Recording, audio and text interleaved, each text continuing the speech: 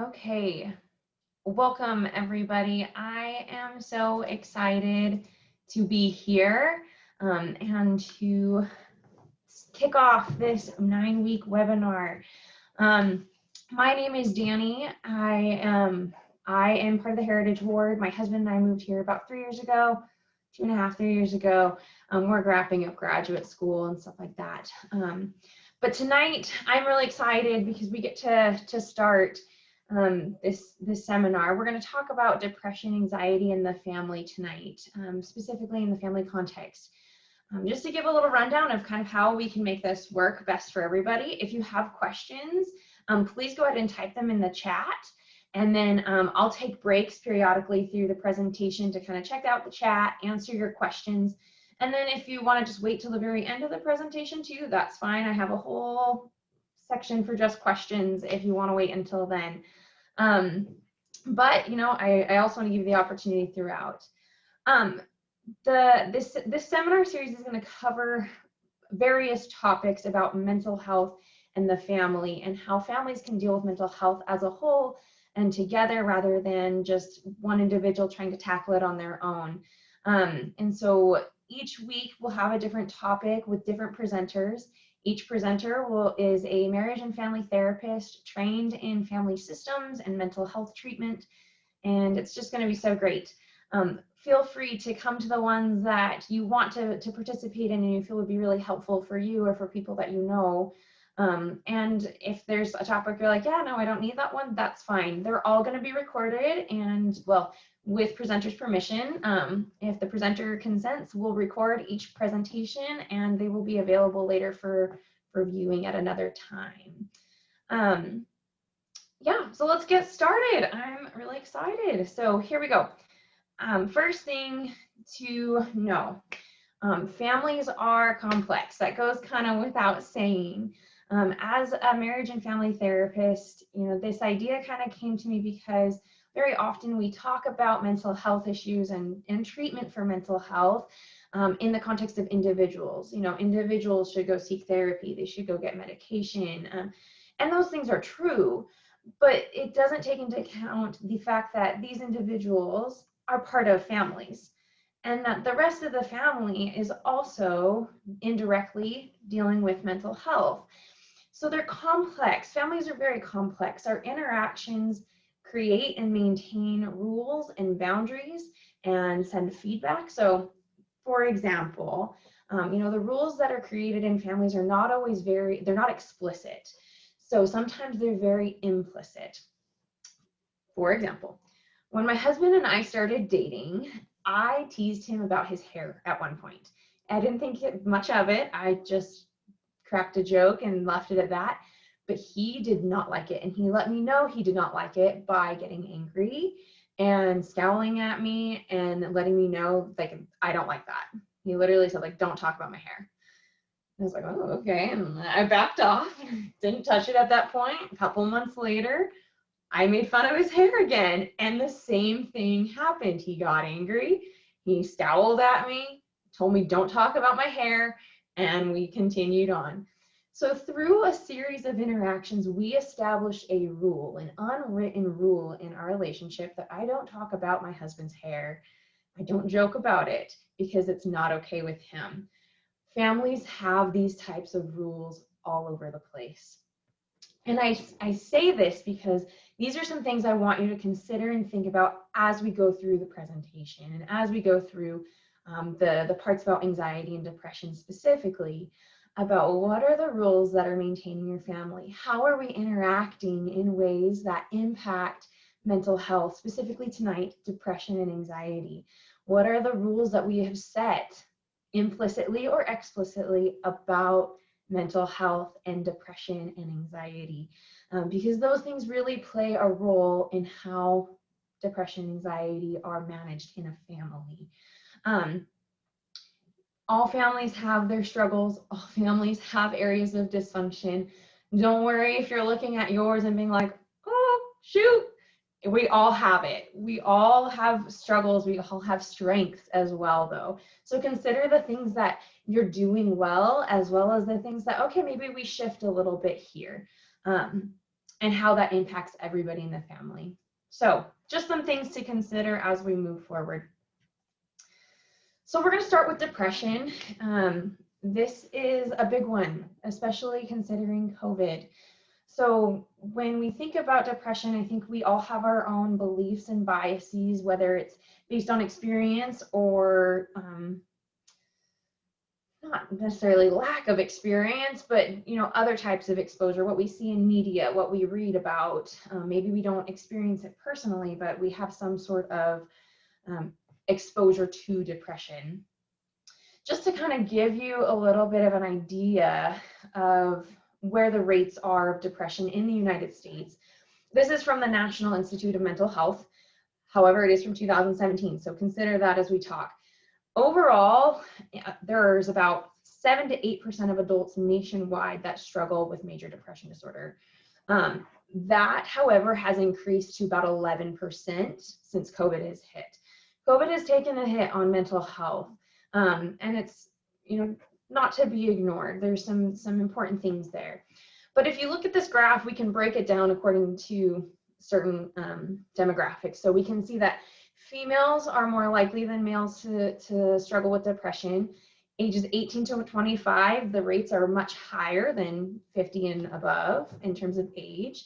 If you identify as Caucasian or white, that's a high rate. However, if you look over at the it's my right, it might be your left. But when you have two or more races, when you identify as two or more races, the depression rates are higher than most. So there's a variety of different contextual factors that may impact depression. But it's good to know that the rates are rising. Depression rates are increasing, possibly partially due to COVID, but there are also other things going on in life that might impact the increases in depression. Now, this is for adults. If we were to talk about teenagers, the rates go even higher. So back in 2017, about 13% of adolescents overall struggled with depression.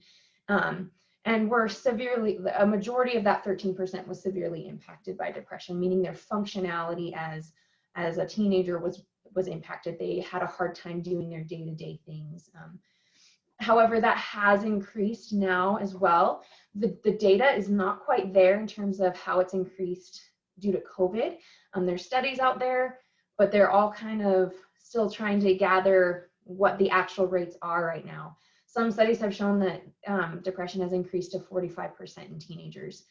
If you think about that in the context of COVID, plus social media, which that honestly could be a whole presentation in of itself, plus just the struggles of being a teenager, in general, that's not surprising. Females, girls are much more impacted by depression or at higher risk for depression than males. And you can see that the trend for depression increases each year.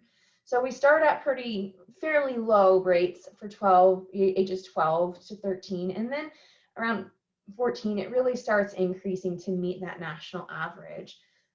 And again, you can see trends in terms of race and ethnicity as well. So depression kind of starts in mid-teen years and kind of goes forward into those early emerging adult years, and then it seems to decrease with like adulthood. However, I think there's a lot of different contexts or factors that play into that decrease. It doesn't just go away on its own more often than not. But recognizing that depression is increasing both for adults and adolescents, and it's important to acknowledge that there are different factors at play here. So it's important to kind of understand how depression starts.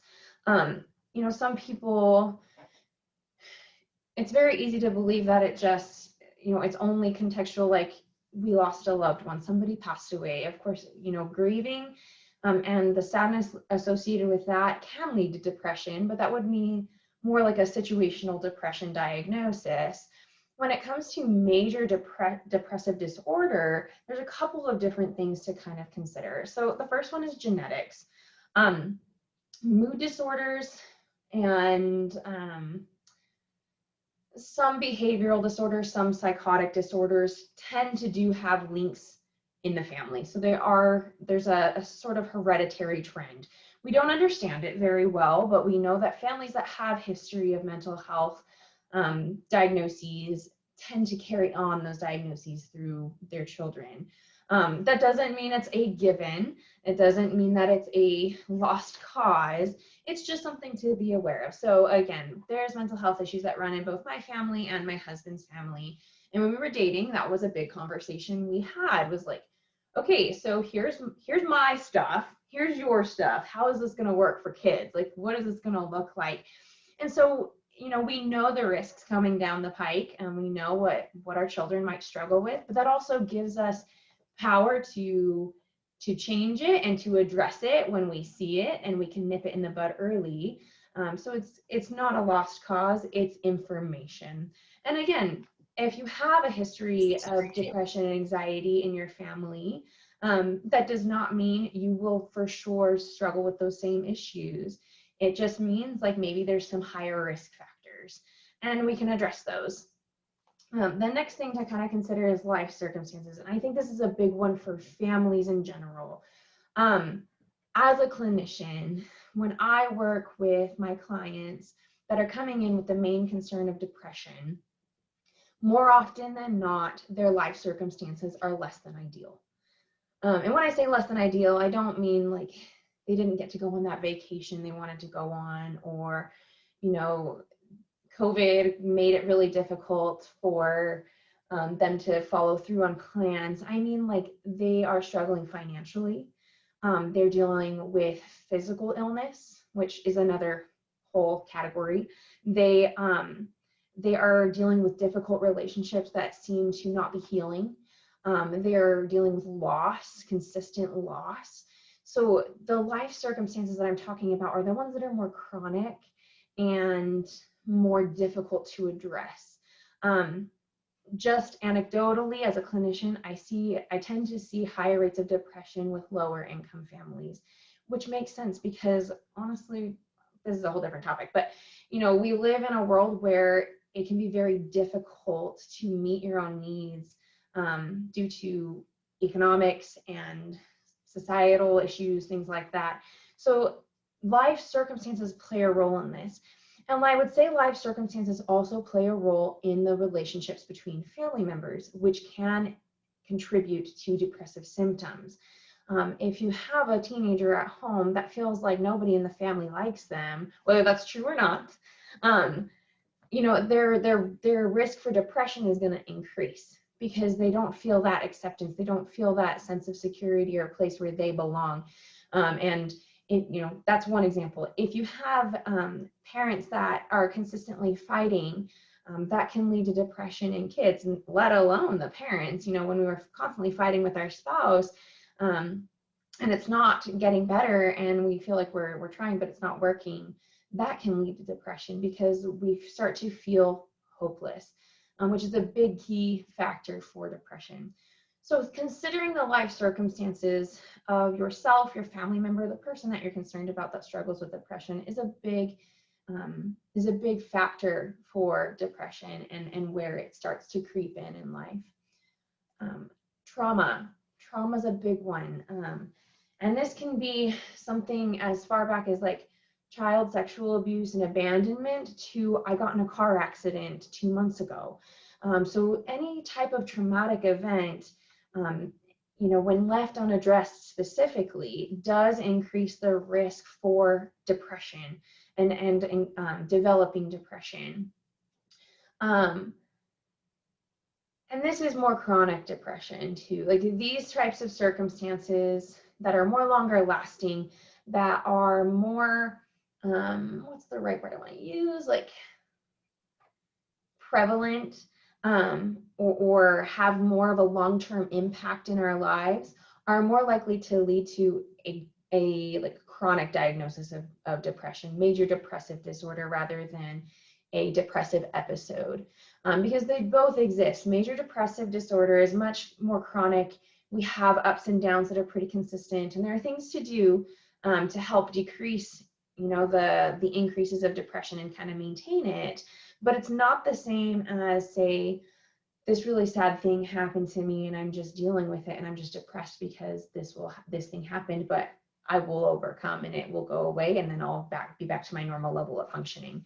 So considering that, there's like the chronic depression and then situational depression. Typically genetics, life circumstances, and trauma are more linked to the chronic depression. Same with medical conditions. Medical conditions can kind of be in both categories. If it's a treatable medical condition that's not going to have lifelong impact, it might be more situational. But if you have a medical condition that is long lasting, a chronic illness, a terminal diagnosis, a diagnosis that has higher risk of death, those things can lead to more chronic depression.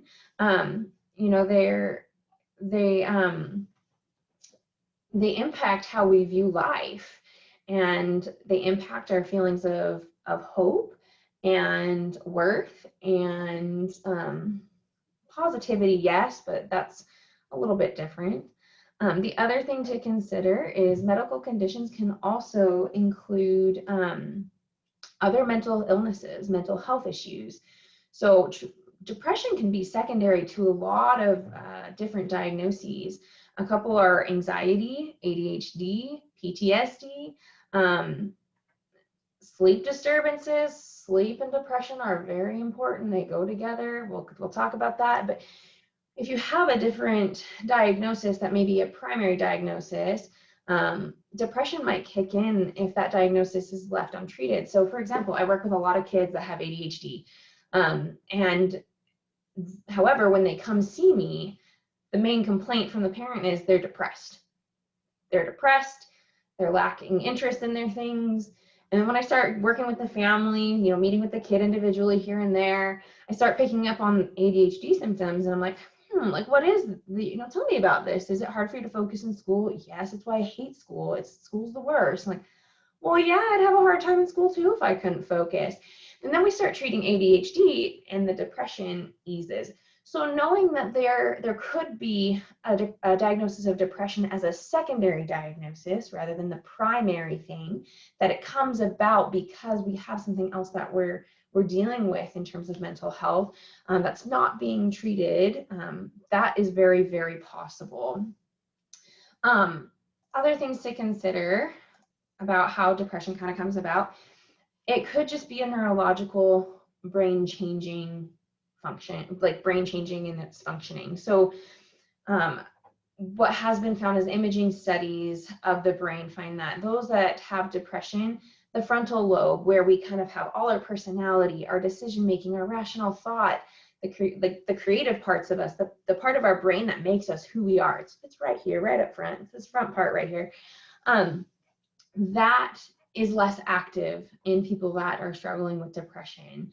And so it kind of like shuts off that part of us that feels more interactive and involved. It also it impacts the hormone areas of the brain as well, the pituitary gland, the hypothalamus. And when hormone changes shift, it shifts. I don't know all the science behind this. You'd have to talk to like a neurologist, but when the hormone production in the brain shifts, it does shift how the brain functions, and that can have an impact too. In these cases, and I'll talk about treatment, but in these cases, like medication might be the most helpful in these cases, as well as exercise, since exercise impacts brain functioning as well. So it could be that the diagnosis could solely be about brain functioning.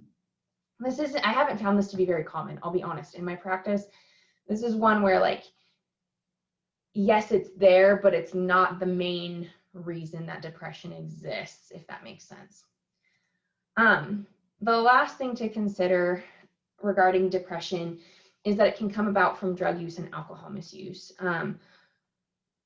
This one's a little tricky because sometimes we see it as interdependent, like a chicken and egg situation. Some studies show that like depression is medicated with drugs and alcohol. Like people use drugs and alcohol to avoid the depression and stop feeling the depression, while others say depression comes about because of the use, that it changes brain functioning, that it changes the hormones and the neurotransmitters that are produced in the brain, which then leads to depression. if you know somebody that is struggling with drug and alcohol misuse, we're going to have a whole section, a whole webinar series or a webinar presentation about addiction. And you'll find a lot more helpful information regarding that during that time. But just know that it can, depression can be primary and it can be secondary depending on what the source is. And these are just some of the sources of depression. So let me check the chat. No questions yet. All right. So let's consider like how we can identify depression. So go ahead and just take a minute. I should have caveated with this. I ask questions. I ask rhetorical questions or self-reflecting questions a lot as a presenter. So if you need a pen and paper, I encourage you to keep a pen and paper next to you to write down whatever you're thinking. But consider how we can identify depression. What does it look like in your eyes? Take a minute and kind of consider what depression looks like to you, whether you're observing it or you are the one that's is dealing with depression. And I do want to note,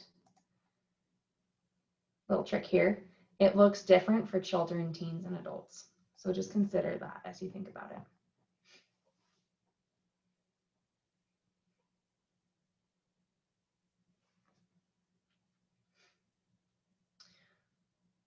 Once you kind of have an idea of what you think this looks like, kind of ask yourself where you got these ideas, like where you got this picture of depression.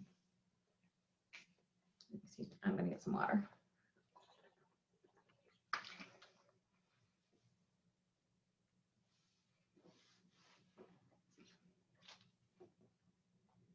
Okay. So let's talk about what depression really looks like. I think we have, we do have our common, like our most well-known presentation of what a lot of people call the Eeyore, where somebody is just really down and blue and hard to get excited. That does exist, yes.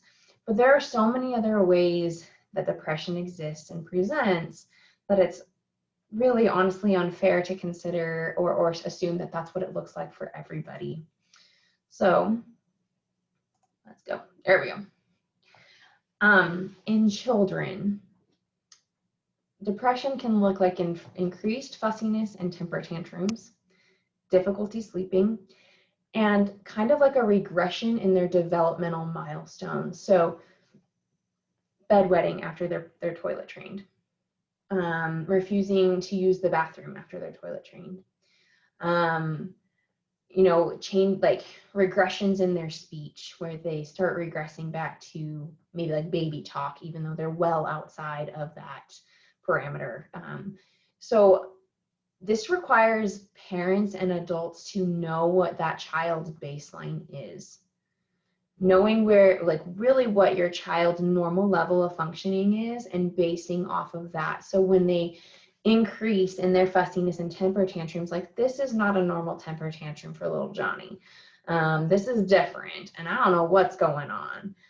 If all of a sudden they are having some really hard time sleeping, not just your basic, I'm scared of the dark, but I'm scared of the dark, nightlight doesn't work, mom sitting with me till I sleep doesn't work, I can't calm myself down enough for bed doesn't work. That's the type of difficulty sleeping we're talking about. And then again, the regression in developmental milestones, a lot of times parents are like, what is happening to my child? It could be depression. Now, you're not going to know this for sure right off the bat. There's some things to kind of consider and steps to take as a family to see if, we can correct not correct the behaviors, but steps to take that as if you're addressing depression and see if those things work. And if they do, great, if not, okay, we'll go down a different route.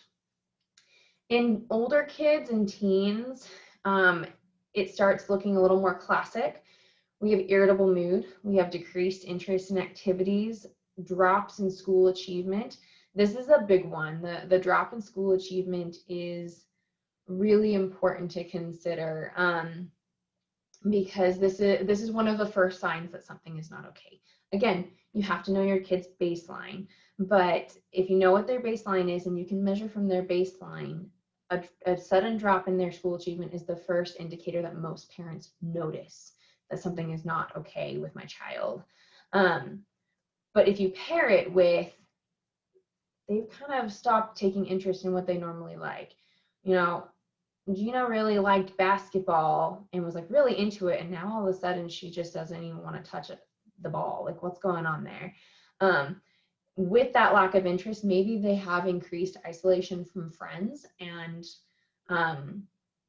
family members. Yes, teens sometimes recluse themselves from family members anyways because they're too cool for school. But when it's they are not wanting to interact with anybody, they just kind of want to hold themselves in their room, don't want to be social, and they do have a social circle that they typically enjoy, that is a sign. Changes in sleep patterns. This one is going to go across the board, and we'll talk about it. The other big one to consider for teens that I think a lot of people miss because the behavior is so alarming is just increased risk-taking behavior. So this could be trying drugs, drinking alcohol, driving recklessly, doing things that put their personal safety at risk. It almost looks like impulsivity, like they just can't control their decisions. If you typically have a kid that this all of a sudden starts happening, that could be a sign of depression. I think when we're in the adult role in those situations, it's hard to kind of consider that because the behavior itself is so alarming. Like, what are you doing? Like, when did this start? We know this is not okay in our family, or this is not acceptable, or this makes me really terrified for my child. Like, and those things are super valid. You should be concerned. But considering that the behavior might not be one of defiance and impulsivity, but a sign of depression. And considering that if it's a sign of depression, this is going to be a lot easier to tackle than just trying to discipline. That there are some other things you have to have in place besides just the discipline and punishment for the risky behaviors, but that you are providing also treatment for depression and the behaviors that help depression. Last couple of things to consider for teens: changes in weight and appetite. That's a big one for them. And then changes in appearance and personal hygiene. Have they stopped taking showers? Have they stopped changing their clothes? Have they stopped washing their clothes? Have they stopped, caring about what they look like in public? Which I know there's a developmental process there. I had a brother who didn't like to shower until he was 16, and he had to be forced to shower all the way up until he was 16. And then it clicked, and he's like, oh, showering is a good thing. I got to shower, and then it didn't matter. So there is a developmental pattern there. But if it's a shift back where they used to take pride in their appearance, they used to take care of their hygiene, and now all of a sudden it doesn't matter, that's a sign. So those are some of the things for children and teens. Let's talk about adults.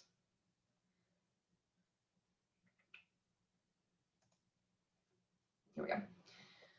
In adults, changes in sleep, difficulty getting motivated, feeling like there's no point in trying, no point in putting forth the effort, in getting it done, in doing the task. What's the point?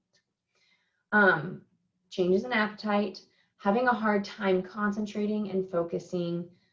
Loss of energy is a big one that I see as a clinician, where I'll have clients come in and they just are like, I just am tired. I don't care. It's not important to me. I just don't feel the need to get up and going. I could just lay in bed all day and just, sit there. And that is a classic depression presentation. It does happen. I also want to highlight, though, that in addition to the presentation we have here on the screen, it can also look different. What it can also look like is invisible. Sometimes depression is not seen because as adults, what we'll do is we will overfunction for everybody else if we're depressed. So this could be the person that literally is doing all of the things for everybody else, seems to be, fairly happy, but is tortured inside. So being aware that if you're working with adults, a spouse, an adult child, a parent that might be struggling with depression, or a friend, somebody you care about, that it might not be very obvious that they're depressed. But what the key kicker for depression is that the underlying feeling for all of the behaviors linked to depression is a feeling of hopelessness, helplessness, and worthlessness. When those three feelings exist paired with these behaviors, like, that is what depression does. These behaviors are driven by those feelings of I don't have purpose, I don't matter, nothing is going to change, and basically it's hopeless. So why try? So considering that you have your presentations of the irritable mood, the depressed affect, they look sad, they look down, they you can tell that they're not okay, they have a hard time getting up and going, risky behavior for teenagers, regression in developmental milestones for kids. But you can also have this one where they hide it, where they hide how poorly they feel, and to hide that, they just overfunction. And that's just as harmful when dealing with depression as the other more classic presentations. So being aware of this for people that you associate with is going to be helpful in being able to identify maybe some things that need to happen. So typically, when I have a client come in my office saying I'm depressed, I need help, I literally stick to 5 things. There are different things to process with each person that's struggling with depression, and talk through and kind of, find different ways to view their specific situations. But for depression, I always what's the word? Prescribe. I always prescribe routine. What does your routine look like, and what does it need to be? So we do things like, okay, your routine is you're up out of bed by 7:30 in the morning. The first thing you do is you open the blinds in your room. Let that sunlight in. And then, you do XYZ things. You shower, you get dressed, you have breakfast, and then by the time it's 8:30, what's your next task? So we set up a routine. And I mentioned the blinds and letting in the sun for a reason, because it's easier to stay in a depressed funk and a depressed mood in the dark. Letting in light helps literally lighten the mood. Sun therapy is a thing. Light therapy is a thing. It's important. We need that vitamin D. We need that calcium to help the vitamin D from the sun. So considering like how they can lighten their surroundings, and I have them do things that lighten their surroundings, like opening the windows. If they like plants and plants make them feel a little more alive, get a potted plant and leave it next to your bed. Like things like that kind of help bring the mood up. But then we talk about routine and schedule and what they're supposed to do every day so that they have commitments to keep. And it helps. It takes some time, but it helps them realize, like, I have things to be accountable to, if for nobody else but myself. So routine, exercise. Exercise is incredibly important in treating depression. Exercise gets endorphins going. It helps the brain function more clearly. Again, I can't speak to all the science of that. I know it's there and it has something to do with neurotransmitters, but I'm not a neurologist, so we'll leave that for the specialists. But exercise. And if the person that I'm working with is not used to exercise, I say start with a walk. Everybody walks. Start with a walk. Just start getting out and getting moving. If you're working with kids, have them go play some sports. Go outside with a ball, play soccer, play with them. Go with them. Say, hey, as a family, we're going to get out. We're going to play soccer. We're going to play football. We're going to play baseball, basketball, whatever it is. Ultimate Frisbee. That's my husband's choice, is Ultimate Frisbee. And I'm like, ugh, really? That one? Okay. But get moving. The point is to get moving. And if you have to start slow because you're not used to exercise, that's okay. The fact that you're getting out, getting a walk is important. You can work from that. You can work from there.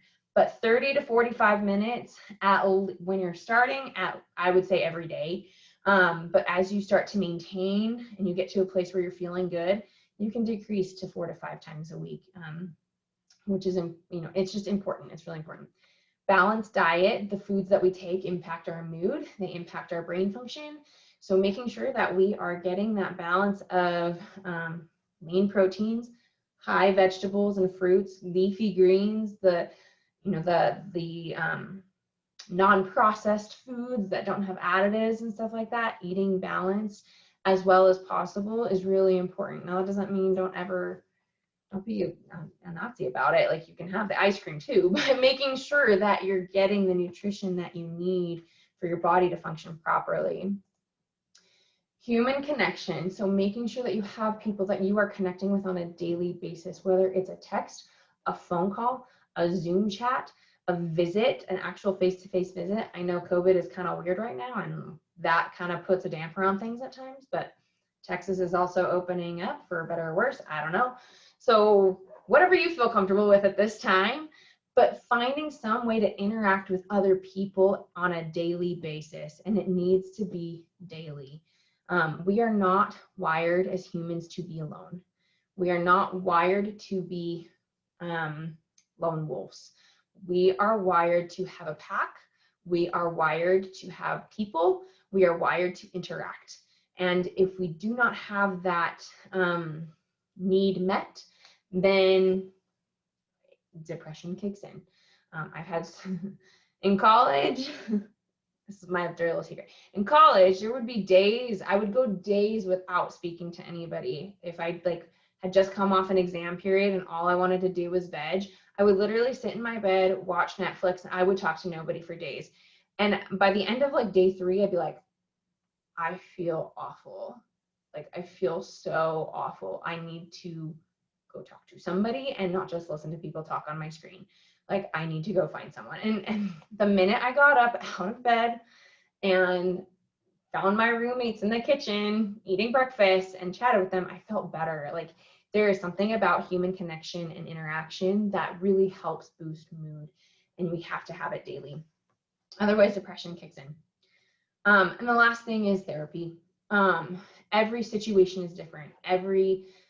Everyone that struggles with depression is struggling for different reasons.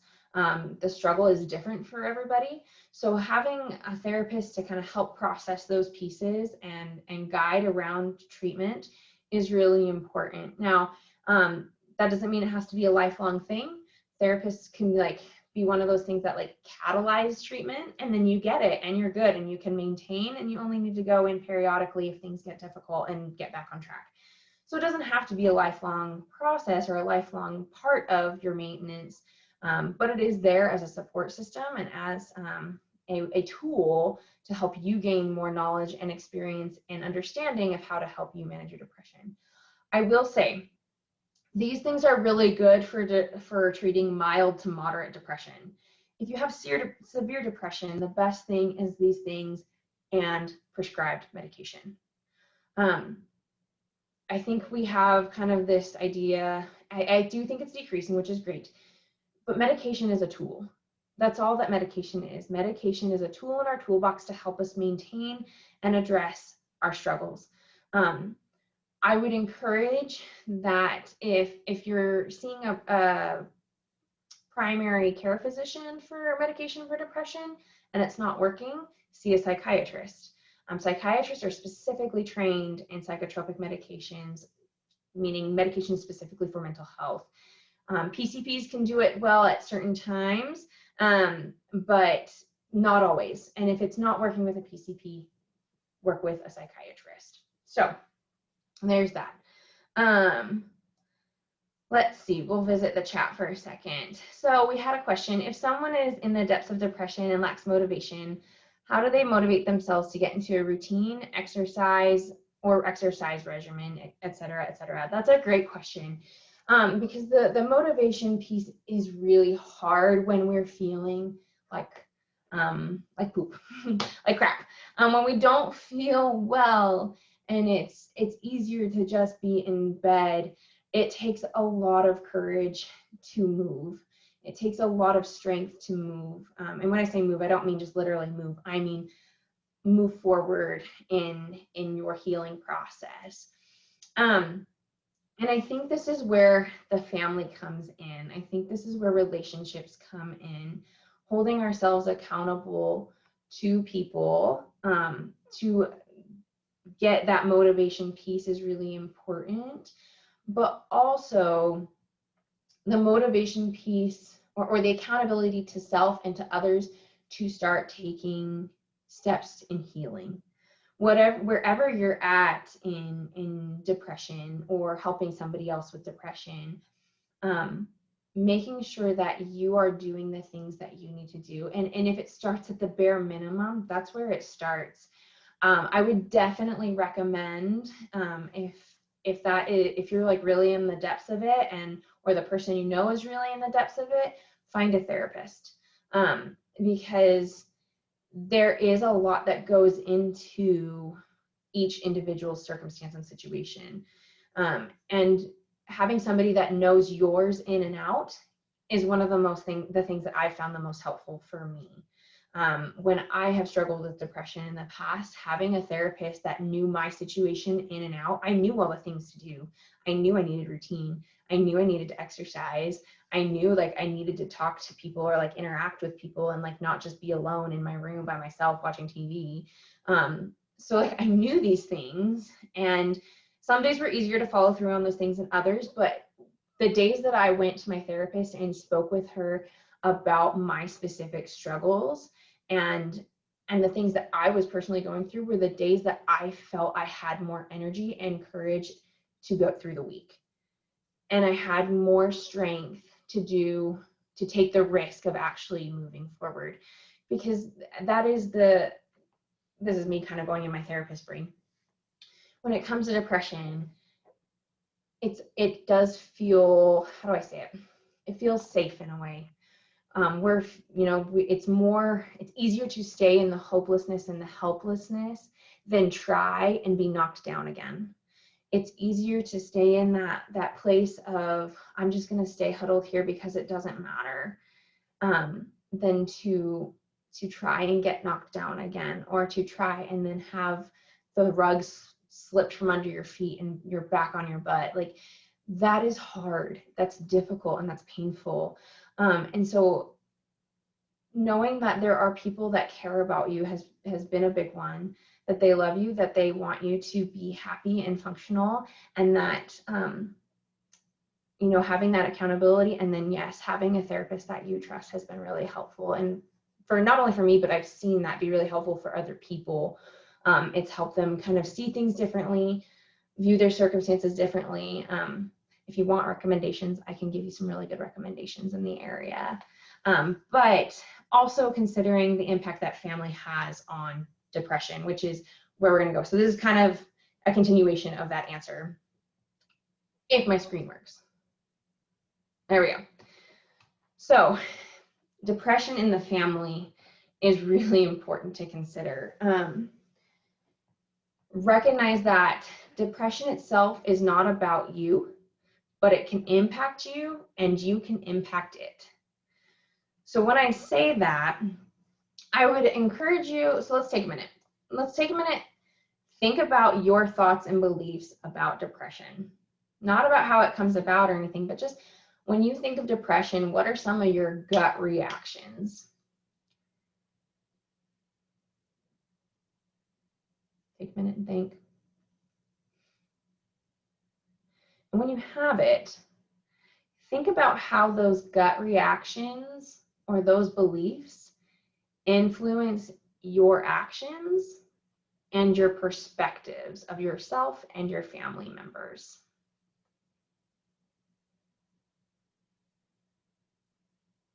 Do your beliefs push you to enable the family member or yourself?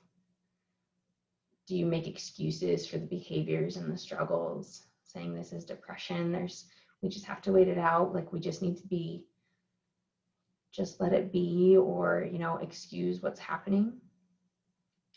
Or do they push you the other way? Do they push you to have zero understanding and zero tolerance for the person that's struggling? You know, I grew up in a family where like mental health was not really addressed. It wasn't really considered a thing. And my family very much had the rule, you pull yourself up by your bootstraps and you move on.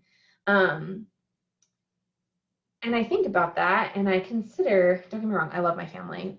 That was just one of the rules that we had that was maybe not so helpful. But I think about those experiences, and I think about the experiences I had growing up where that was the expectation, and where I might have been hurting. Maybe it wasn't depression, but, you know, I was hurting and I was struggling, and I was, you know, the message I got was just take care of it. I don't think either extreme that we just mentioned is helpful in the family. So consider like the various outcomes of the different scenarios. I'm going to give you a couple of scenarios. And I'm going to consider the outcomes of the interaction between the people. So let's say we have a depressed spouse where the relationship between the spouses then becomes one overfunctions while the other underfunctions. This creates exhaustion and anger and resentment in the one that's overfunctioning, and increased feelings of depression, low self-worth, and feelings of inadequacy in the underfunctioning. So you have this process where it's like, oh, now we have a couple that's very imbalanced. Depression has come in and kind of wreaked havoc because we have not addressed it well together. I've overfunctioned for you, now you feel even worse, and we're just distant. That's one scenario. Having a depressed child can lead to confusion in parents and siblings. When you have one child in the family that just struggles and, you know, has down days and days where they are not feeling well, or you know, engage in behaviors that are not okay, are really irritable towards everybody else, lack of understanding that this is depression can lead to increased isolation of that child, because maybe the other siblings are like, I don't like being with that my brother, like he's really hard to be around, and so we just kind of leave him alone. But then that leads to more isolation, which leads to more depression. And then that lack of connection between siblings, which could also bleed into the parents. Like parents just learn to leave the depressed child alone because it's difficult. Now it looks like favoritism in the family. So that's another scenario. Last one to kind of think about: when you have a depressed parent, that can lead to decreased involvement with the children, which then kids can learn to create meaning of like, okay, so I have to take care of myself. I can't really rely on my parent. I have the authority. I see that one a lot when, parents themselves struggle with mental health and they're struggling to manage it. Kids start to take on parental roles, and it creates havoc for the parents that make the depression even worse, because now they have a defiant child who thinks they can run the house. So all of these circumstances and situations are interconnected relationships. The way that we interact with each other, whether we are struggling with mental health, depression, or our loved one is struggling with depression, are going to impact the whole family. There's no way around this. We are part of families, and families are interconnected. They work together. They all impact each other. That's how families are created. That's how they function. And it's a beautiful thing that they're created that way. But that also means that technically the struggle of one is the struggle of all. Different ways, not saying like if one person is depressed in the family, the rest of the family is depressed, but it does impact how the rest of the family interacts. And considering what families can do to be supportive of the struggling family member. So if it's yourself, what do you need from your spouse, your children, your siblings, your parent, to feel supported in your struggles? What do you need to feel that somebody understands and empathizes with you? As families, we need to validate the experience of the struggling family member. We need to see it for what it is. Not just say like, oh, it's just depression, like they'll get over it, like, oh, it's just a hard day of depression, just let them be. No, we need to say, hey, I see you. I know today's been hard, and I'm just proud of you for being here, and I'm grateful that you're part of our family. I love you. What do you need today? Being able to validate the experience of the person that's struggling goes a long way, because often when we're dealing with any type of mental health issue, it feels like we are alone and nobody gets it. And that's okay. If you have a teen that says you just don't get it, go with it. Go with it. Like, you're right, I don't understand it. I don't understand what you're going through, but I want to be here for you through it. So how can I do that? That does not mean that you don't have boundaries and expectations. I see this a lot in families that have one or more members that struggle with depression, anxiety, PTSD, behavioral issues, ADHD, whatever you want to call it.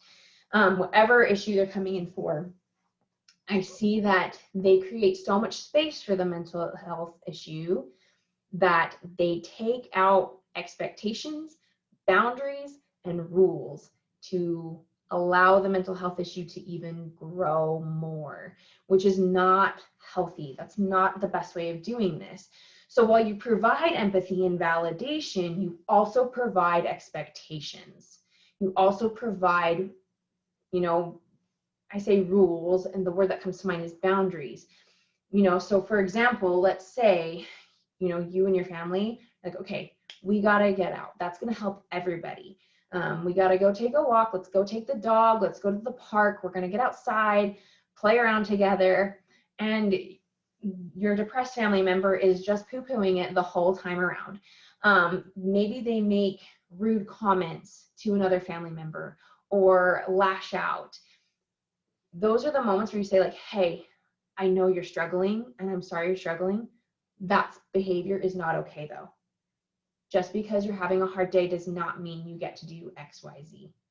So you still have the expectations, you still have the rules and the boundaries, and the parameters of this is the behavior we expect. I care about you, I see you, but this is what we expect. So considering maybe what those rules and those boundaries look like for your family, what are the expectations? And the key thing is not just that those boundaries or expectations exist, but how you handle the situations when they're breached is key. So when you do have a family member that breaks the rule, crosses the boundary, doesn't follow through on expectations, how you handle those moments is going to impact depression even more. Whether you like it or not, it will. So handling those moments with firmness but care is going to be incredibly important. The firmness, so we're not backing down just because they're hurting, that they're struggling, but we're not going to back down because in the end, this is going to be more helpful for them than giving in because they're hurting right now. So understanding that these are rules and expectations and boundaries in place to help in the long run. They're more sustainable. They're not just for now. This is what exists in our family for everybody. Just because you're struggling, you're feeling depressed today does not mean you get to be cruel or mean to your siblings. Just because you're feeling depressed today does not mean you get to lash out at me as your spouse.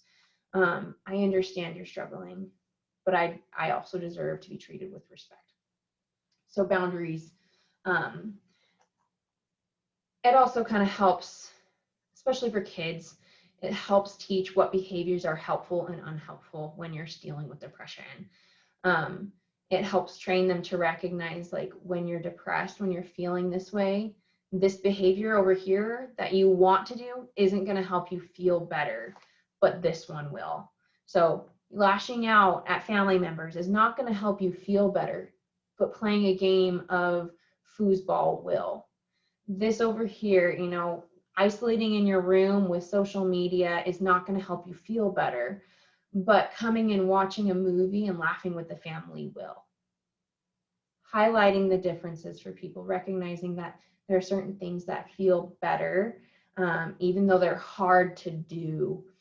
the other thing about that is the more consistent you are with those expectations and boundaries, the more of a pattern it becomes, the more of a habit it becomes, and you're training the person to turn to those things when they're struggling rather than to the things that don't help.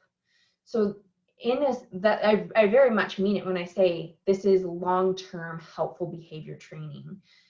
Even though it doesn't feel like great at times, or you might get a lot of kickback and resistance, the end result is we're teaching you how to maintain and manage. And you do it by doing these things, not the things that you're wanting to do right now. Very difficult, but possible. In terms of how we can work together as a family to help others, we have to create positive interactions. No matter our situations, whether we are struggling as a family as a whole, or we just have one member that's struggling, we have to create time for those positive moments. This is the human connection piece. This is where human connection really comes in to build up rather than tear down. We help family members by providing opportunities to play together as a family, talk together as a family, interact together as a family. So have family dinners as often as possible. Have a planned, I know we have like family home evening, but have a planned family game night where it's just fun, and have times where you just have set aside times to enjoy moments together rather than here's all the tasks we have to do. Because that doesn't always feel positive. Now, sometimes it can be when you make it a game, which sometimes works, sometimes it doesn't. Every family is different. But making sure that there's positive moments where we're creating memories and we're interacting together as a family is going to be really important. Again, yes, you're going to get kickback. Keep trying. There's always resistance when you're trying to implement something new. That is okay. It's expected. Keep at it anyways. The consistency in trying is going to be key to your success. The consistency in responding with empathy and firmness is going to be key to the success. Those things are going to be really helpful with the family, because then you're not only helping the depressed individual, but you are showing the rest of the family how to interact and how to be helpful. Have conversations about depression and anxiety and mental health. Make it a topic of conversation that's easy for the family to talk about. It doesn't have to be sit down formal all the time, but just knowing that this is something that we talk about as a family. And if I have questions about it, I can come to mom and dad, I can talk to my siblings, and we can talk about it. This is not a taboo topic. Mental health is not taboo. The last thing to consider is know when to seek professional help. Search for resources in your area. Look for support groups. Consider the medication if that's needed. But if you've given this a shot for a couple of months and the behaviors are still persistent and the depression is still persistent, it might be time to seek professional help, and do it as a family.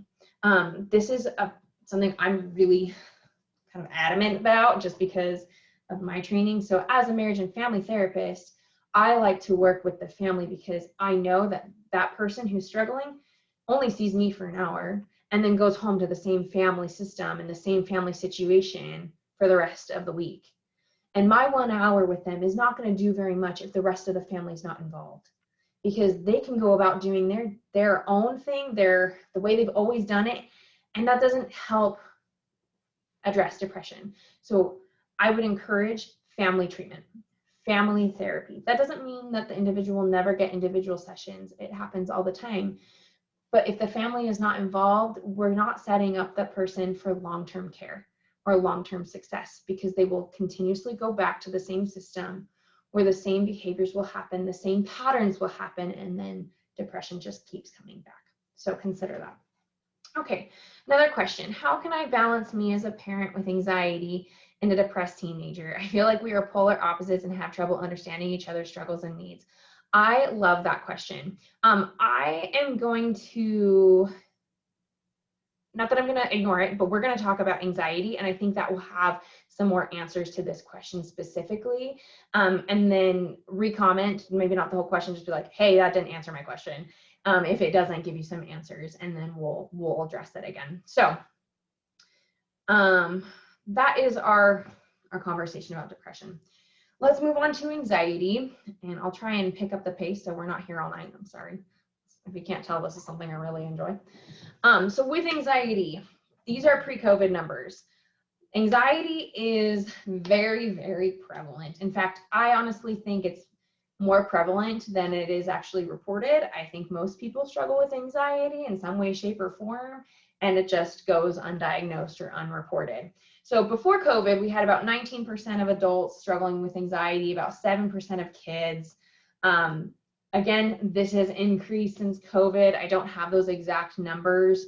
I don't know if that data is quite there yet, but it definitely has increased. I do remember seeing a couple of studies about teens and kids where it has increased to maybe almost 50% since COVID. So COVID has really wreaked havoc on our kids. And in addition, teens are one of the most vulnerable groups for anxiety. So consider that as we move forward. Like, anxiety is a big deal for teenagers, which lots of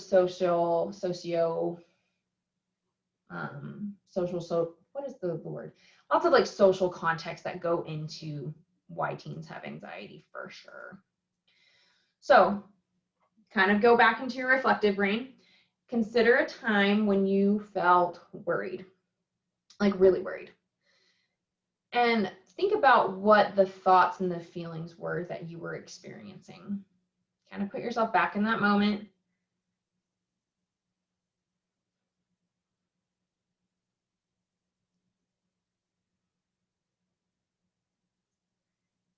What did you notice about your body in the moment you were really worried? What did your body feel like?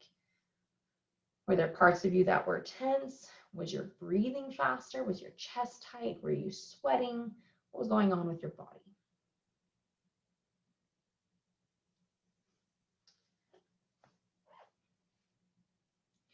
I have you think about this because to understand anxiety, we do have to understand a little bit about the brain.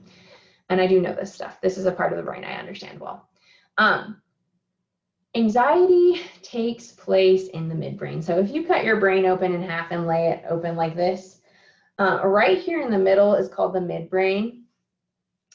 And it's that area of the brain that, it's also known as the limbic system. It's the area of the brain that deals with emotion. It deals with identifying whether your surroundings are safe or dangerous. And it is the first area of our brain where sensory information gets processed. So when we take in information, it goes to the midbrain. There's a part of our midbrain that decides whether that information is like, okay, yeah, we're safe, our surroundings are safe, we're okay. If it's safe, it goes to the prefrontal cortex right up here. So we get to think about it, process it, decide if it's what we want to do with that information, and then it returns it back to the midbrain after going to whatever areas of the brain we need to function in that moment. If the midbrain decides that the information we're taking in is not safe, that there is a threat, what it'll do is it'll set off kind of like a fire alarm in our brain, metaphorically, and it sends the information straight to our brainstem. Now our brainstem, which is back here, goes down into the spine. Our brainstem is solely there for survival. That's its sole purpose, is to keep us alive. So it takes care of all the things that we do not think about, like breathing, digestion, blinking, heart rate, body temperature, things that our body just does that we don't pay attention to at all. When we go to the brainstem, our options are very limited, and it causes this sense of fight, flight, freeze. I have a feeling we've all kind of heard that. We either run, we either fight, or we basically play dead. Anxiety plays a role in this process. When we are anxious, it's setting off the alarm in our brain that something is not okay. And then we kind of have to work around like how we behave. And it can be very difficult in anxious moments to act rationally. If you see this in other people that you know that deal with anxiety, that's why. It's because it's literally this part of our brain that does the rational thought is offline. So this looks like, it pops up, this. These are the things that anxiety looks like. Dread, tense or jumpy, irritability, restlessness, anticipating the worst, watching for signs of danger.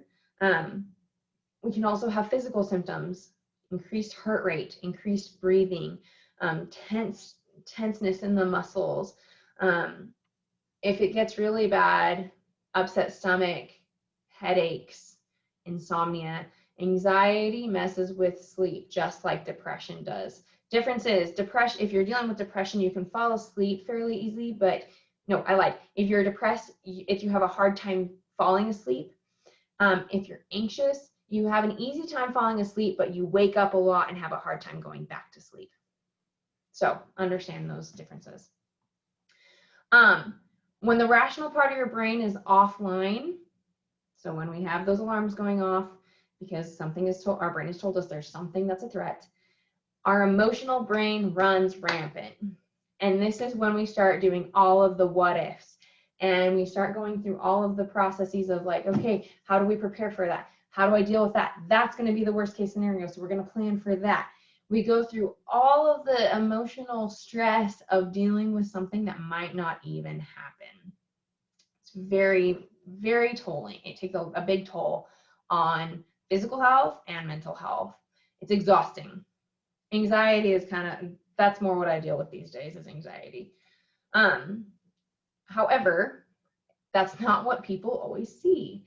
What they see is like the kind of almost like the drill sergeant, the in command, the it has to happen this way, planning way ahead for things. That's kind of what they see. But what they don't always recognize is that it's fear driven. Sometimes it looks like anger.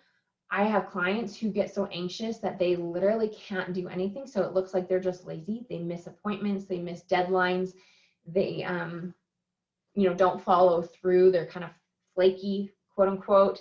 And so people dub them as lazy. And really what it is they have so much anxiety about that thing that they literally cannot face it. So that's difficulty getting things done. Procrastination kind of fits with that too. Irritability is a big one. Knowing that irritability can be anxiety. And often anxiety and depression exist together. Very rarely do they not. Now, there is a caveat there. Sometimes we start out with one, but if we're dealing with one long enough, the other will likely follow. That's pretty common. So I can tell you from my experience, like, again, anxiety is kind of my jam right now. Like that's where I'm at. That's where my brain is at. And so I have stayed anxious long enough over the past few years that I have had depressive bouts where depression has come in because anxiety gets me so worked up about the worst case scenario, I start feeling hopeless and like it doesn't matter and like my future is just rotten and then I'm depressed. So know that it can happen. With depression coming in first, we feel so hopeless and worthless, but we also know like there are things that like life keeps going and we have to address it, that we start worrying that we're just not going to be able to keep up, or that we're just awful people for struggling the way we are. So then anxiety comes in and starts telling us lies about ourselves. So they're often comorbid. They often exist together. That's why some of these symptoms will look similar or the same, but knowing that they are different, that anxiety is more a fear and a worry. Depression is more hopelessness, helplessness, lack of purpose, and no hope, worthless. So with anxiety, they're really, this sounds weird, but the best thing to do for it is to accept it. It's really, really hard to accept the situation that is causing us anxiety to be what it is. So the 3 steps that I normally talk about is recognize it. Recognize when you are dealing with an anxious moment. Recognize when you are acting out of anxiety and not out of a place of a combination of emotion and rational thought. Recognize it. and then accept it. I think with both depression and anxiety, and I should have said this earlier when we were talking about depression, and this kind of goes with that question earlier about how do I, help myself when I have, or help the person, or if you're in the depths of depression, let me look at it again. Yeah, if you're in the depths of depression, and you lack motivation, or someone lacks motivation, how do they motivate themselves to get into a routine or exercise regimen? Being kind to yourself is a big deal with both depression and anxiety.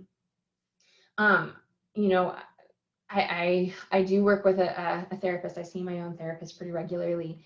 And she said something that was so counterintuitive to me, because anxiety is like, just do it, just do it, just do it. Like, get it done and it's off your plate and then you don't have to worry about it anymore. So my anxiety pushes me to move.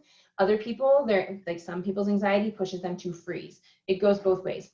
But sometimes anxiety also gets in the way of actually getting things done, where it's like, okay, I have to move. But then I sit at my computer and I'm trying to get my work done. And I'm like, my brain's not here. It's gone.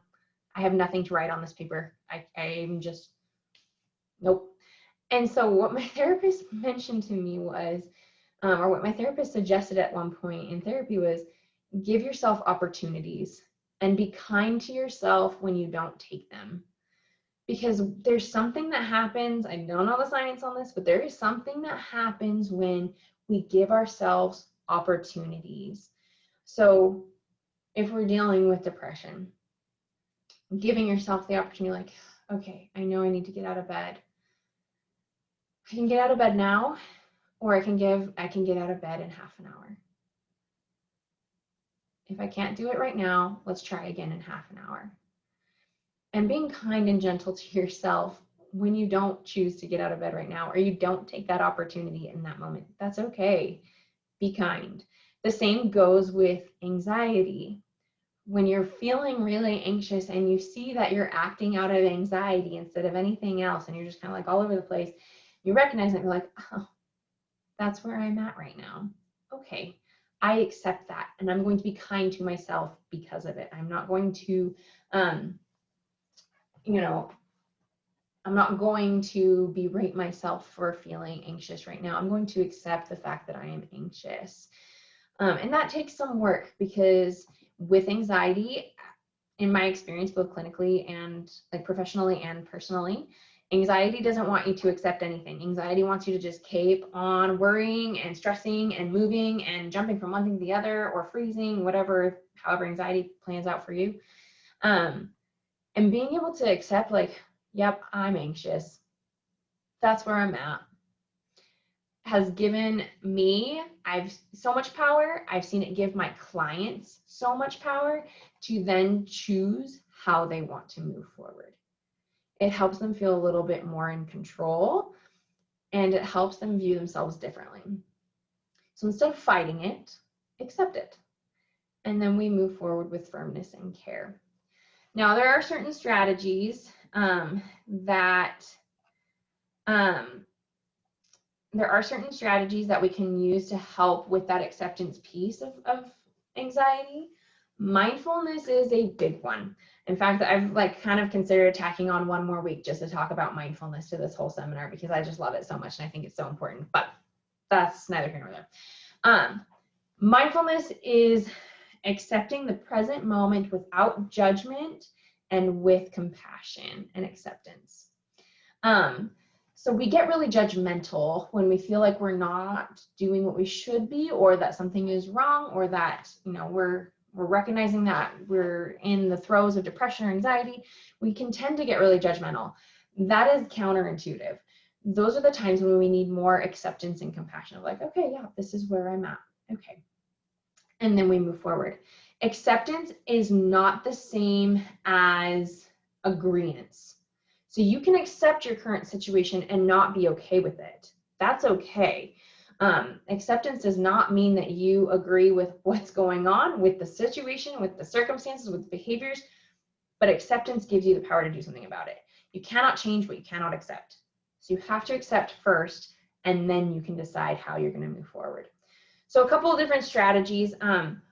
Mindfulness really works well when you focus on 5 senses. So it's one form of mindfulness. If you give your full attention to to how, sight, sound, taste, touch, smell. And there's a couple ways that I do this with kids. I have them find 5 things that they can see and to describe 5 things they see to me. 4 things that you can physically touch and describe how it feels. 3 things that you can hear. Sound is my favorite. 3 things that you can hear and tell me what you're hearing. 2 things you can smell. 1 thing you can taste. And sometimes I'll give them like a cracker so that they have a little taste in their mouth. Or just focus on the spit in your mouth. Either way is fine. So I can do that with kids. With adults, I have them kind of more focus on each sense for a minute and to really delve deep into each sense. So depends on where you're at. So choosing one thing and just focusing all your 5 senses on one thing, that's another thing. Mindful breathing, it's not the same as deep breathing. It's just being aware of your breath, finding it where you feel it in your body. You're not changing it. You're not trying to increase it or, do like hold it for a period of time or whatever. It's literally just focusing on your breath, where you feel it in your body. And sometimes I repeat mantras to myself, like I am breathing in peace. I am breathing out calm, like to keep my mind focused. Guided meditations via YouTube. YouTube has tons of guided meditations. Some I like, some I don't. You get to choose which ones work for you. Chocolate tasting, this one can be really fun, where you just take chocolate or another food you enjoy, and you literally go through each of the 5 senses with that food. So you feel it, you listen to it, you smell it, you like give yourself a little taste, you look at it, but it's a very slow process. I've done this with groups, mindfulness groups that I've run in the past, where we take a good 15 minutes to eat one of those little cuties, like literally 15 minutes. And we just sit there and we focus on eating a cutie. It's great. Intentional joy seeking, being intentional about finding the joyful things each day, even during the hard days. Intentionally finding the moments that maybe they weren't the greatest, and then thinking about, okay, next time, how do I want to improve them? And finding what you did do well. So finding the things that bring joy, that bring peace and contentment, that bring hope. And then my other big one is yoga. Yoga is a different form of mindfulness. I like it because you get to move and focus on your body and your breathing at the same time. It's a very mindful activity. There's tons of channels on YouTube where you can do free yoga exercises, sessions, whatever you want to call them. And they're great. Yoga helped me get through the most anxious period time of my life, which was just a few years ago. Honestly, anxiety wrecked my life, and it took over everything. It took over my schooling. It took over my relationships. It took over my health, and yoga helped me get through it. So I'm a big believer in yoga. It can be very, very helpful. So in terms of, well, we'll talk about that in a minute. So are you automatically diagnosed with anxiety if you have depression, or how common is it to have both? No, you're not automatically diagnosed with both. It's just possible. It is possible. I think what would determine it, one, is if you went to a professional and they did diagnose you, like obviously that's, the key, like official factor. But I think if you're kind of curious about your own situation, or somebody that you care about, being aware of the various symptoms is really important. So being aware of the feelings of hopelessness and self-worth and helplessness, are those more present? If you're diagnosed with depression, those should be present. But then do you cycle? Do you cycle through having those down moments where you feel hopeless and depressed and like there's not very much point. There's no point to, oh my gosh, like I can't function, like I have to function, I have to get up, I have to do things. I like my XYZ thing depends on me being functional today, and then I kind of get really anxious and I feel my heart rate, I feel maybe not a burst of energy, but all of a sudden like I can get myself moving, but it doesn't feel good. It's not like I'm helping my depression, it's like I'm being compelled. And there's fear there. There's fear based on the either outcomes that depression are going to bring, or the way that depression is impacting your life. And so it kind of in a way leads you to move, metaphorically move. But then as you move, like it's not working well. Things don't go well. And so it leads you right back into depression.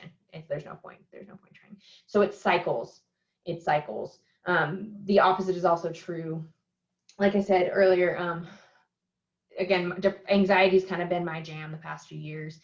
And there are times when I get so anxious, particularly right now, like my husband and I are on the job market and we're like, our lease ends in July and I don't know where we're going yet. So we might be moving in with one of our parents and that doesn't feel good. And so, like that's where my anxious brain goes of like all of these things that have to happen so that we can have a successful future and like a stable life.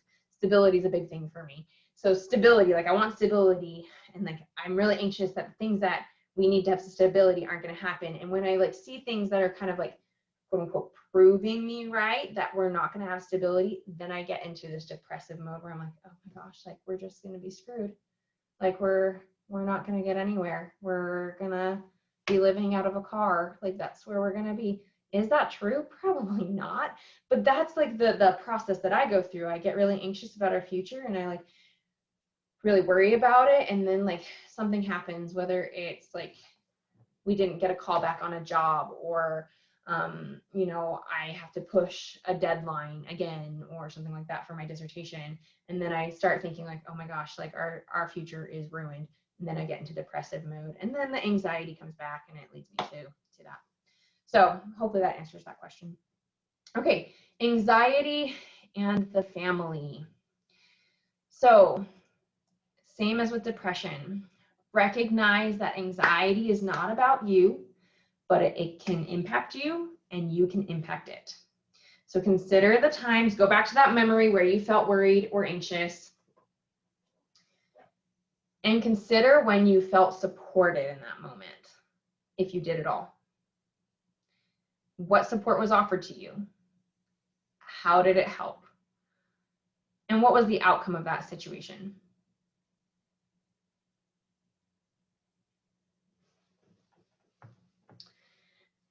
And think about a time when you were not supported, when you were worried and fearful and you were not supported. What happened? How did it feel? What was the outcome?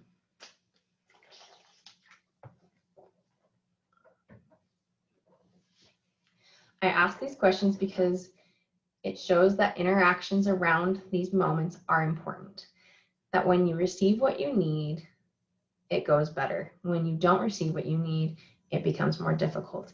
And the same is true in your family relationships.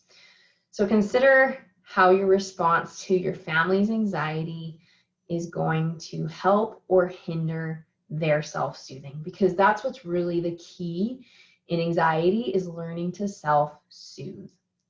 The 5 senses and all the strategies that I talked about, that's all about self-soothing. It's all about getting in touch with your body and training it to feel safe and okay and in control. That's all that is. So a couple of examples. When one of your kids, oh, hello, it moved on me. There we go. When one of your kids feels anxious, how can you tell? What are some things that let you know that they are kind of in an anxious state?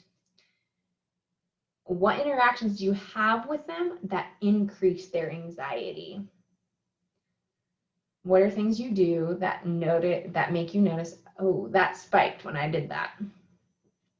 And on the flip side, what interactions or examples of interactions do you have that helped them self-soothe?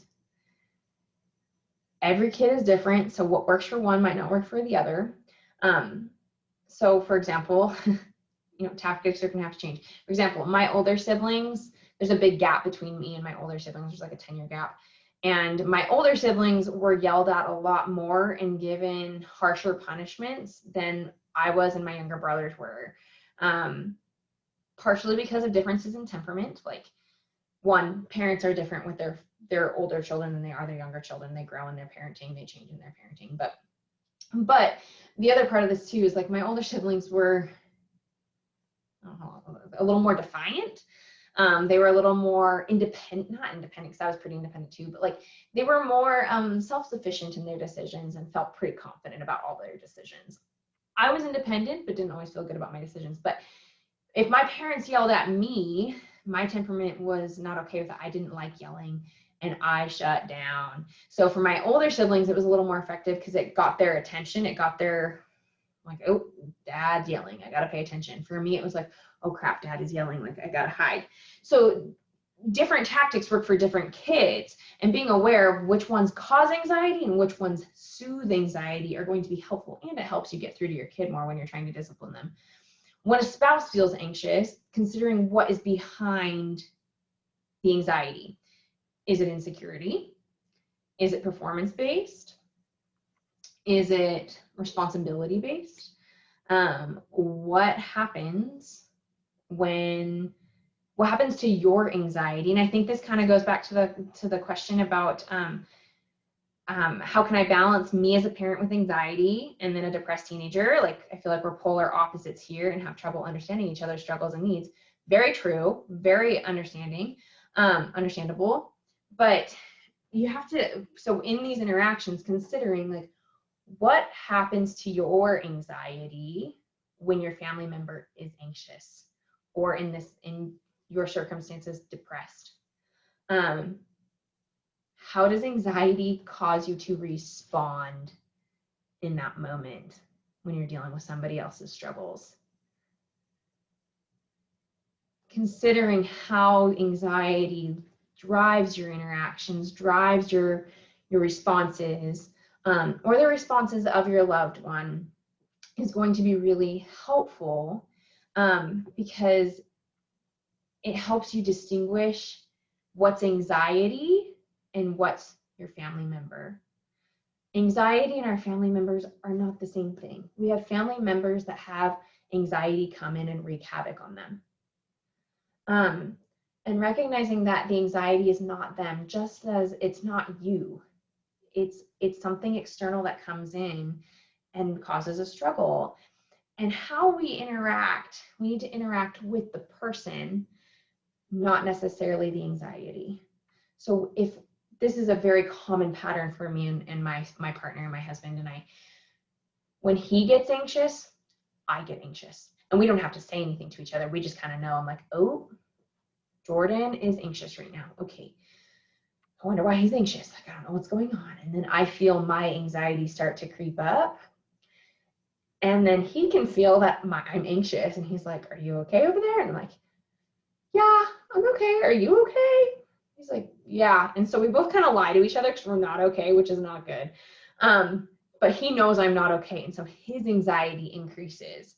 And then I sense that his anxiety is increased. So my anxiety increases. And before you know it, we're in this anxiety whirlwind together where we're both anxious. We don't really know why we're anxious, but we're both anxious. We feed off of each other's anxiety. So that's one way it happens. The other way that it happens is one partner or one person in the family gets anxious and the other person goes stone, quiet, cold, silent. We like hyper regulate. So then we have this like distance where it's like, I'm up here freaking out, you're down here way not taking the situation seriously, almost nonchalantly, like it's not important. And that doesn't help either. So finding ways to self-soothe your own anxiety in moments of struggle, but staying engaged at the same time. That's important. Staying with them in the anxiety, recognizing that, okay, I know they're anxious. I might not understand all the reasons behind it. And that's a whole conversation that you can have. But I'm going to stay here. I'm going to watch my anxiety. I'm not going to let it take over me. I'm going to stay and I'm going to be compassionate and understanding and accepting, and then we'll work through it together. That's important. This means that you have to recognize that what you're seeing and sensing is not necessarily what is going on. So for example, with me and my husband, when he's anxious, it's typically about like an assignment or a due date or like a deadline for his business. Like it's typically something performance-based and like deadline-based. And sometimes it leads him to freeze. And so, and it like makes it difficult for him to actually keep moving forward. And knowing this, I get really worried, like, okay, like, so what's going to happen to him? And I put myself in his life, which is, whether it's good or bad, we haven't decided yet. But we, you know, it does cause me anxiety, and I have to be very careful about not letting my anxiety impact him even more. And so I come to him and I own it. I'm like, you know, I am a little anxious, but I want to be present with you. Like, what do you need? And he does the same thing for me when I'm feeling really anxious about school or my clients or, you know, something going on. He'll sense it and he'll come to me, and he says, like, yeah, I can tell you're anxious because I'm feeling anxious. Should I be? And no, it has nothing to do with you. Like, it's just XYZ things. He's like, oh, okay, like, what do you need? So recognizing that anxiety gives us information about things, but it's, for the outsider, it's not necessarily what we're seeing, is not necessarily what's going on. The worry and the fear and the behaviors that anxiety causes might just be secondary to what is actually the underlying process. Again, perfectionism, performance-based, fear of judgment, like those things are more the deeper root. And we don't always get to see that, but we just see it as the anxiety piece. And so recognizing that these things play together and how we respond is important. When you have kids, the best thing to do is teach them how to manage anxiety early, even if they're not showing signs of anxiety. Teach them how to self-soothe. So doing all of the self-soothing techniques of, let's play with Play-Doh, let's practice blowing up big balloons, so that you teach them how to like breathe deep. And I do this with my kids all the time in clinic, where I'm like, okay, we're gonna blow up our balloon. We start really small, and then we exhale and we make it really, really, really, really, really, really big. And then we inhale and we suck it all back in. And then we exhale, we make it really, really, really, really, really, really big, make it as big as you possibly can, and then we inhale, we suck it all back in. So playing some sort of games where you're teaching the strategies at a developmentally appropriate level is really good. You do this, and as you implement these strategies in their daily life, you're doing preventative strategies. You're teaching them things to prevent further issues in the future. This will become second nature to them, and it's going to be great. They won't need as much help as they grow older learning how to self-soothe if you do this early. Okay, last but not least, make sure you don't respond to anxiety, and I would say depression as well, with anxiety, because you're going to create a cycle that does not work. So learning how to self-soothe when you're feeling anxious in interactions, whether it's taking a minute and calming yourself down, literally, like sometimes I literally do this. I'm like, hold on, I just need a minute. And I sit and I take a breath and I think about why I'm anxious and acknowledge that I'm anxious, and I recognize it and say, okay, I'm really anxious. And I literally voice it. I will say that to the person I'm interacting with, like, I'm feeling really anxious right now. I can't tell you why, I don't really know, but I am anxious. And I'm going to do my best not to let that interfere into our interactions. And then being very mindful and intentional about how you move forward in that interaction is going to be key. So making sure that you're not coming at things from a place of, we have to get this taken care of right now because it's scaring me, I'm feeling out of control, and it needs to, you know, the outcome, if we don't take care of it now, is going to be awful. But also of like, okay, well, I'm just going to sit back here and, you know, let you deal with it, and I'll sit and listen, but I'm just kind of like blank. Neither of those strategies work. It's staying engaged while also self-soothing. And if you're like really interested in like different techniques, I would Google mindfulness techniques for anxiety, mindfulness techniques for kids, and there are a plethora of ideas. We just don't have time to go through all of them tonight. But there are resources out there. Okay, let's see. I hope I answered everybody's questions thus far. I have one more. So somebody posted, something they struggle with is trying to find the balance between giving themselves grace and being kind to themselves, but also taking responsibility for anxiety and depression. Yes, that does make sense. They don't want to blame things on their illness, but sometimes they are the reason for certain things, but they don't want to use it as an excuse. But they also want to be patient with themselves. Yeah, I think this is a common struggle that people that really care about, well, not even that. I think this is a common struggle in general with mental health, where it's like, okay, this thing does exist and it does present very serious and real challenges for me. But I don't want to rely on it. I don't want to lean on it. I think the key there, oh, excuse me, I have to shift. The key there is the awareness of self and where you are genuinely at. I think there is a difference between saying, having a bad day, meaning like, yeah, like depression, anxiety kicked me in the butt today. But I did my best and here's how I tried to deal with it. And, it didn't always work, but I did what I could. And it didn't happen. It didn't go as well as I wanted it to, but I did it. I did what I could. I gave myself opportunities. I might not have taken all of them, but I gave myself something and we went with it. Versus the day where it's like, yeah, I'm feeling anxious and depressed. I'm just gonna let it go. Just chill, not do anything about it. Anxiety and depression just took over today, and that's what it is. That's a very different scenario. When we just let it run loose without attempts, without and we blame all of the things on depression, anxiety without any real effort. That's a very different scenario than the ones where it's, I really struggled today. Like I really, really struggled. And I know I struggled and I felt bad for the struggle, but I also gave myself opportunities to try, like legit opportunities to try. And maybe they worked, maybe they didn't. That's not necessarily what's important. It's the fact that I did what I could, I tried, I gave myself space, and I can try again tomorrow. Like every day I get to try.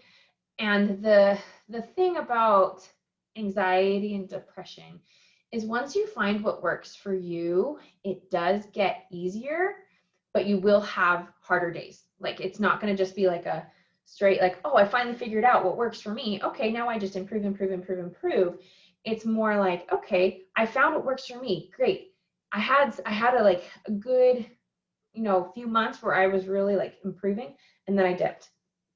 But you know what? It's okay. I got back on track. I had a hard time for a little bit, but now I'm moving back up. And the dip never gets as low as where you started. Sometimes it feels like it, but if you really look at it, it very rarely is as low as where you started.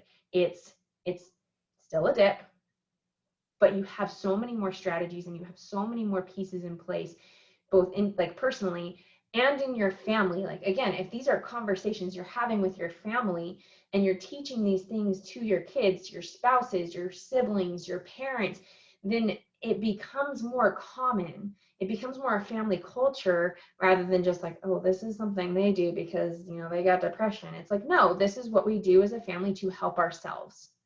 This is what we do when somebody else in our family is struggling. This is what we do when we struggle.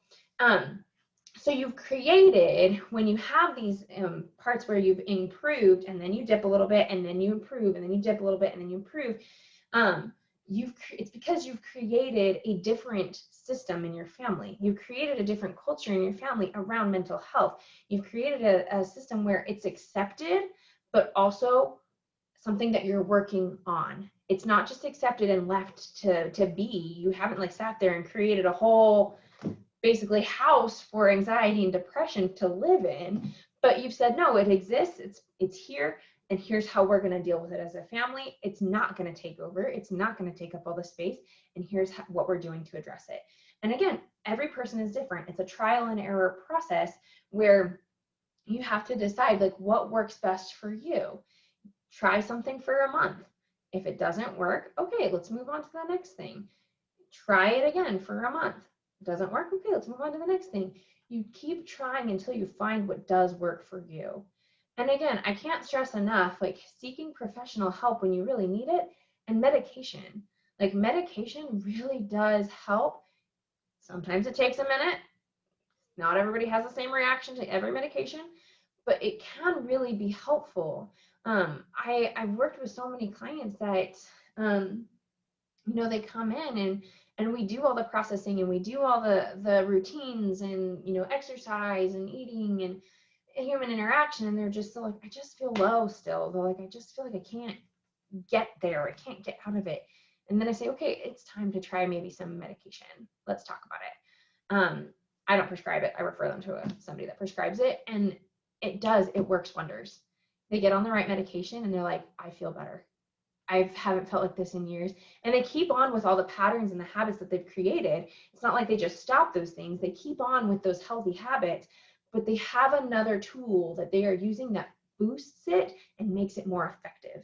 So being considered, having the freedom to consider like what is best for you, but also recognizing like if you are trying, you give yourself grace too. It's very different in that I think it feels very different, not only like as an observer, but as a clinic, like as an observer and clinician, but like I feel different on the days that I've tried really hard and the days where I've just been like, whatever, it is what it is. Not gonna try today. So yeah, I think that it's a very obvious difference. And where it is difficult is when you're having a hard time having compassion and care for yourself on the days that you didn't feel you did enough. I think that's more the kicker, because that is something that anxiety does. It says it's never enough. It's never enough. You didn't do enough. If you did, it wouldn't feel this way. And I think that's the lie that anxiety tells.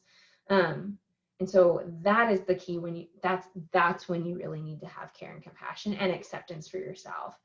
And again, that's one of the key components of anxiety treatment is accepting that it exists, recognizing it, accepting it, and then deciding how you move forward with it,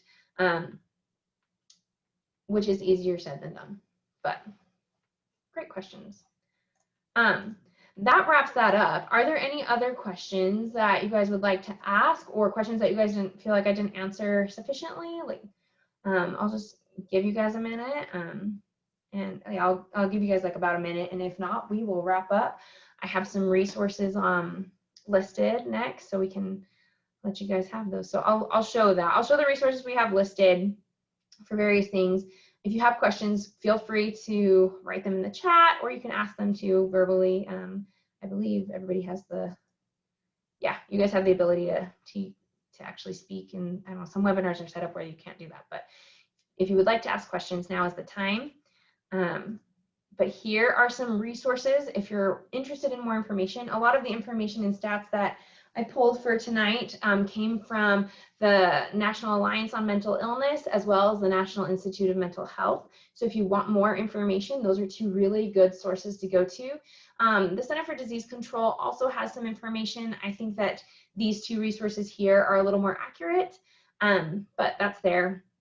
I always provide the National Suicide Prevention Lifeline. Something we didn't talk about tonight, because we're going to talk about it in full next week, is how depression and suicidality are linked. So that is the hotline if you're feeling you need that. And then if you feel you need a therapist or a professional, Psychology Today is a good one. And then AAMFT Therapist Finder is another good one. For Psychology Today, there's a variety of mental health professionals on that site.